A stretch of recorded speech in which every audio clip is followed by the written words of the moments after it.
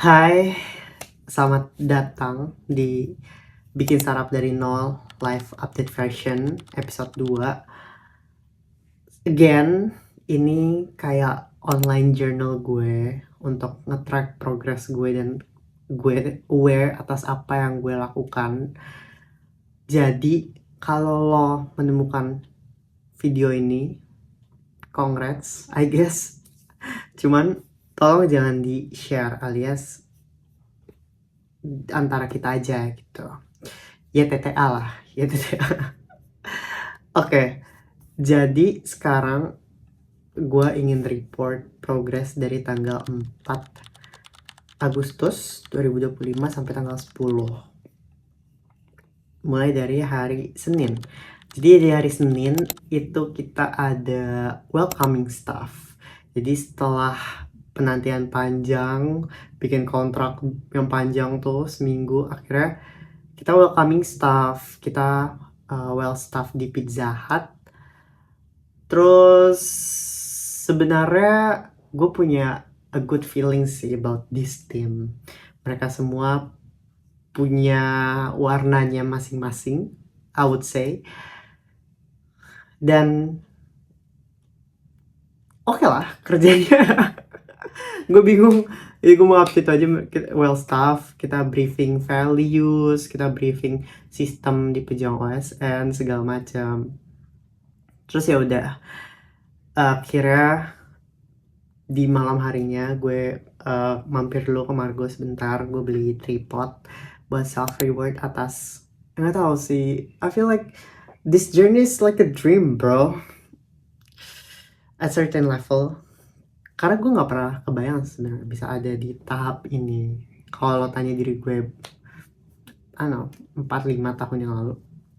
Terus abis itu Selasa itu ya kita kerja ya, kita desain produk baru, mapping arah kita mau kemana, karena sebenarnya low key di apa ya, kita masih belum ada arah yang jelas sih sebenarnya. Kita udah tahu kayak gimana ya, kayak gue udah tahu tuh tujuannya tuh ke Z gitu, misalnya dari A ke Z gue tahu, tapi jalan menuju sananya kita tuh masih ngawang, masih banyak opsi. Bukan berarti gue nggak tahu, gue tahu tapi masih banyak opsi yang bisa kita explore. Kayak bisa jadi dari A ke Z itu jalannya ke B, besok ke C, atau bisa jadi dari A kita langsung muter ke Z, atau kayak dari A terus kita lompatin B. Ya pokoknya kayak gitulah, banyak jalan yang bisa kita lalui untuk sampai sana. Nah, itu masih kita discuss di hari Selasa tuh, kita discuss itu meskipun secara online. Terus kita udah mulai desain produknya, dan malamnya gue jemput teman gue yang dari Melbourne, dan itu seru banget sih sejujurnya. Kita makan seafood, dan di akhir kita sambil makan sih sebenarnya kita ngobrol, dan akhirnya kita pulang malam banget, yang kayak jam 1 malam I guess.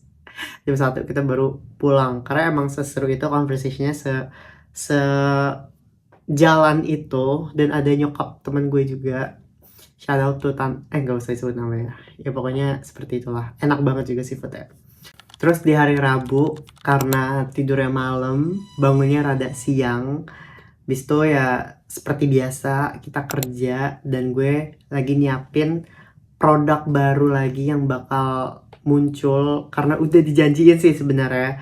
Ini rada masih belum settle, tapi karena kita udah janjiin, mau nggak mau kan harus kita tepatin kan, yaitu produk buku. Rencananya sih harusnya minggu depan tuh udah bisa launching, which is dari video ini rilis harusnya sih udah launching ya, fitur bukunya di pejuangosn.com. Lalu di hari Kamisnya gue bikin konten untuk promosi diskon yang dibuat di hari Rabu. Terus malamnya kita ada rapat rutin Pejuang OSN. Tapi rapat rutinnya sekarang tuh rada beda dari rapat rutin biasanya, karena sebelum rapat rutin gue sempat reflecting myself as a leader. Dan salah satu kekurangan gue adalah satu, gue sulit delegasi ya. Terus abis udah selesai gue delegate, gue kadang tuh suka lepas aja gitu loh. Apalagi kalau orang yang gue delegate itu udah bisa gue percaya. Contohnya kayak manajer-manajer super keren di Pujang OSN. Jadi ya udah, gue tuh nggak begitu banyak involve dalam beberapa bulan terakhir. Gue nggak gue ngeluangin waktu gue, bukan menyisihkan waktu gue. Jadi kalau misalnya gue lagi sibuk, misalnya lagi skripsi, waktu skripsi atau waktu awal-awal uh, pejuang ASN yang baru ini dibentuk, gue tuh kayak ninggalin mereka gitu loh, karena manajernya udah oke. Jadi gue nggak banyak involve. Tapi menurut gue, meskipun ya jalan-jalan aja, tapi menurut gue itu jadi nyiptain distance tersendiri gitu loh antara gue dengan staff alias intern-intern lucu di Pejang OSN ini. Dan gue nggak suka, makanya mulai dari minggu sekarang gue udah mulai involve lagi. Abisnya manajernya keren banget sih. Gak boleh sebut nama ya, gue tadi mau nyebut nama, tapi mereka keren semua. Sekarang gue udah mulai involve lagi, udah mulai ngasih evaluasi juga, ngasih feedback. Dan ya kayak gitu sih. Gue sayang banget sih sebenarnya sama manajer-manajer di Pejuang OSN. Staff-staffnya juga lagi bagus-bagus banget yang sekarang. I love you guys. Anyway, lanjut tuh hari Jumat paginya itu gue ada rapat, ada meeting sama profesor favorit gue, Prof. Kalau beliau kayak nggak apa-apa deh disebut di video ini, Prof. Ija alias Iwan Jaya Aziz. Beliau wah pintar banget. Tapi yang lebih gue suka dari dia adalah dia tuh nge-treat ekonomi tuh bukan as a study of numbers, study of money, atau apapun itu yang berkaitan sama material. Dia nge-treat ekonomi ini sebagai ilmu tentang people, which is gue sangat agree dengan hal tersebut. Gimana caranya orang yang ada di negara tersebut tuh prosper, orang ya, bukan I don't know, bangunan-bangunan yang dibikin lebih tinggi, infrastruktur yang lebih dibangun. Yang penting tuh orangnya yang ada di dalamnya. Jadi mau lo bangun infrastruktur kayak gimana pun, kalau orang yang di dalamnya nggak butuh infrastruktur tersebut, ya gagal policy yang dibentuk di negara tersebut. Ya, jadi gitu, gue meeting sama Prof. Ija. Habis itu gue langsung siapin berkas-berkas yudisium karena hari Jumat itu deadline untuk pendaftaran yudisium. Jadi udah nggak ada waktu lagi. Gue selalu nunda buat yudisium ini karena ada satu berkas yang gue belum selesai. Tapi ya udah, gue langsung selesain hari itu juga, langsung ke FE. Selesai semua. Tinggal daftar wisuda UI, wisuda fakultas alias yudisium, gue udah daftar. Terus karena gue ada kebutuhan ke FE, rapat alias meeting Pejuang ASN, 3 orang, gue dan Davi dan sebut nama lagi, dan Rehan. Kita meetingnya tuh di FEB, di Kopken. Nah, di situ kita mapping lagi kira-kira arah kita mau kemana. Masih belum fix. Insya Allah akan gue fixin di hari Minggu ini. Tapi kita banyak discuss di situ.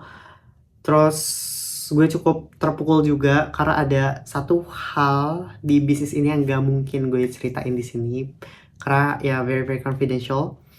Cuman dari situ ngebuat gue jadi mempertanyakan lagi. Kayak biasalah usia-usia segini tuh lagi existential crisis. Gue kembali mempertanyakan kira-kira apakah ini beneran path gue, apakah entrepreneurship is really the things yang mau gue lakukan for the rest of my life atau kayak gimana. Nah, puncaknya adalah di hari Sabtu. Jadi hari Sabtu tuh gue bener-bener yang kayak bengong banget, gue existential crisis banget lah. Gue kembali mempertanyakan lagi apakah gue akan mencoba berkarir konvensional atau tetap melanjutkan path ini dengan risiko yang sudah gue pertimbangkan. Dan semakin memuncak lagi karena gue lagi aktif-aktifnya juga nge-sosmed. Jadi I keep comparing myself to others. Rasanya kayak ya manusia lah, rasanya kayak rumput tetangga terus emang selalu lebih hijau. Meskipun gue tahu essentially kita cuma compete sama diri kita, tapi ya namanya manusia, kita terbangun dari sudut evolusi ya. Kita ya dari awal tuh juga udah berkelompok gitu. Jadi mau nggak mau we keep comparing ourselves. Nah terus habis itu di malam harinya gue ngechat teman-teman gue cerita, dan semuanya ternyata merasa kayak gitu. Terus I feel better. Emang apa ya, kalau lo ngelihat ke atas tuh emang nggak pernah cukup gitu loh. Kalau lagi tips gue, kalau lagi di kondisi kayak gitu, coba deh tanya teman-teman lo atau lihat ke bawah ke nih kalian udah bisa nonton ini aja, kalian basically elite. Kalau lo ngelihat orang-orang di I don't know jauh di sana yang hidupnya struggle, buat makan aja susah, itu bakal ngebuat kalian lebih bersyukur, dan bersyukur itu benar-benar kunci dari feel better, kunci dari anxious, kunci dari healing existential crisis. Udah nih kepanjangan banget. Oke, hari Minggunya gue sekarang lagi ngebuat rencana untuk minggu depan, dan insya Allah hari ini selesai, besok udah bisa gue taruh di grup Pejuang SM yang tim inti. Oke, lanjut ya. Ini percepat aja. Jadi outcome dari minggu ini adalah insya Allah rencana perusahaan kedepannya mau gimana tuh udah dibuat. Yang tadi gue bilang, jalan dari A ke Z tuh harusnya minggu ini tuh udah selesai. Terus kita juga udah launching produk buat OSP. Kita juga udah ngebuat desain untuk sesuatu yang akan launching juga, tapi lagi-lagi ini confidential, gak bisa gue sebut di sini, tapi desainnya udah jadi dan gue suka. Habis itu buku juga udah terorganize, jadi tinggal di assign dan udah bisa dirilis di minggu depan. Dan dari segi gue udah bikin 6 konten reels dan 1 konten feeds dan 1 konten YouTube sih sebenarnya, tapi konten YouTube nggak dihitung karena ini bukan konten sih, meskipun ini di post juga, tapi gue nganggapnya ini lebih ke arah jurnal gue aja sih. Ya udah, anggap aja bukan konten. Terus yang gue pelajarin di minggu ini itu yang pertama adalah tentang delegasi. Jadi emang delegasi tuh awalnya susah, buat percaya sama orang dan orang itu melakukan sesuatu itu emang susah. Tapi yang lebih susah lagi adalah ngekontrol apa yang udah lo delegate gitu. Karena kalau nge-training itu kan cuma sekali, tapi kalau lo ngekontrol apa yang udah lo delegate itu tuh constant dan harus selalu diiterate. Jadi ya jangan cuma belajar delegasi, tapi belajar juga gimana caranya nge-evaluate, ngasih feedback, nge-iterate biar hasilnya lebih bagus. Terus nah ini penting juga, delegasi itu emang susah, apalagi delegasi dan supervise itu susah, tapi burnout dan overwhelming itu jauh lebih mahal. Jadi ya menurut gue nggak apa-apa kita ambil yang susahnya aja dibanding something yang jauh lebih expensive. Terus abis itu yang kedua, ini gue pelajari ini hard way sih. Intinya adalah semua orang tuh susah, semua orang punya challenge-nya masing-masing, semua orang ngerasa capek. Tinggal lo milih aja, lo mau capek yang kayak gimana. Kalau gue pengen capek yang bikin gue bahagia. Gue pengen capek yang ketika gue questioning my journey, gue bisa looking back dan ngeliat dampak dari apa yang gue kerjakan. Kalau gue kayak gitu, tapi itu opsional karena lo bisa aja lo milih capek karena uang, that's okay.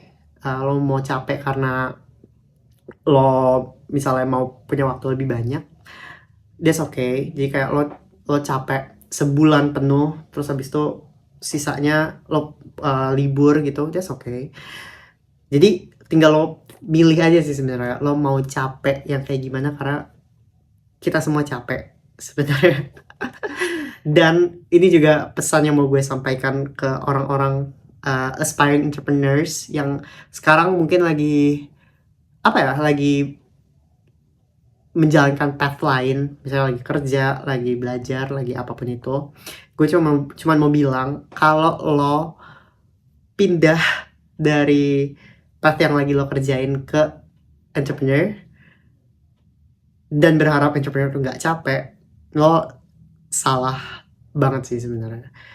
Dan gue tidak menyarankan lo untuk pindah, karena kalau lo pindah lo akan ketemu capek yang sama dari lo kerja, dan ya jadinya lo malah keluar lagi, lo lompat-lompat lagi dari entrepreneur nanti balik lagi ke company. So lo harus pilih dulu, lo harus define dulu lo mau capek yang kayak gimana, and then baru you decide apa yang mau lo lakukan. Oke, segitu dulu aja dari gue. This is Zidan, 10 Agustus 2025, and see you di journey berikutnya.